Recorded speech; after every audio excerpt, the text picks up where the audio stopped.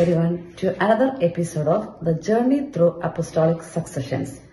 2 Timothy chapter 2 verses 2 says, "What you have heard from me through many witnesses, entrust to faithful people who will be able to teach others as well." This verse shows that God's intention is to transfer authority to successors. Here, Paul to Timothy, to third and fourth generation. It goes beyond the death of the apostles. Today, we hear about the 64th Pope in Apostolic successions. Saint Gregory the Great was a central figure of the Western medieval church and one of the most admired popes in history. Some interesting facts.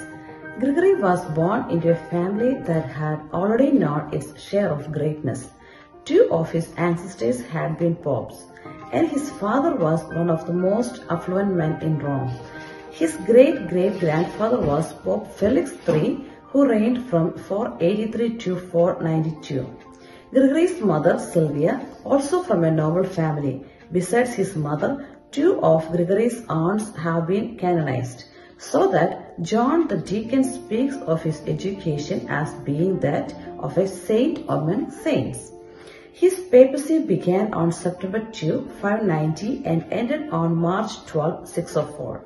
His successor was Pope Sabinian, who took his orders one day after Gregory's death. Gregory excelled so much he became the prefect of Rome, just as his father had been. Gregory was only 33 years old. Contributions and legacy. After Gregory's father had died, Gregory had the family villa in Rome converted into a monastery. Today, the monastery still stands as the San Gregorio Magno al Giulio. After 5 years in office, he resigned, founded 6 monasteries on his Sicilian estate, and became a Benedictine monk in his own home at Rome. Gregory did many church reforms, writings, charity, and missionary work. He was very concerned and worked hard for the reconversion of England.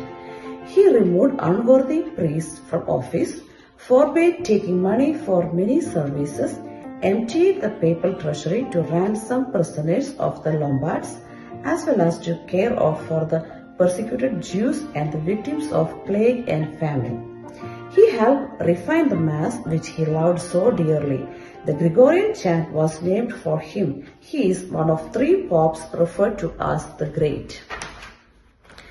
A popular story claims that Gregory was so upset with a monk who admitted to stealing gold coins that he demanded the man should die alone.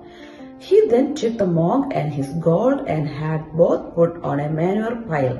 However, in time after the monk's death, Gregory had 30 masses offered for the man to assist his soul before the final judgment.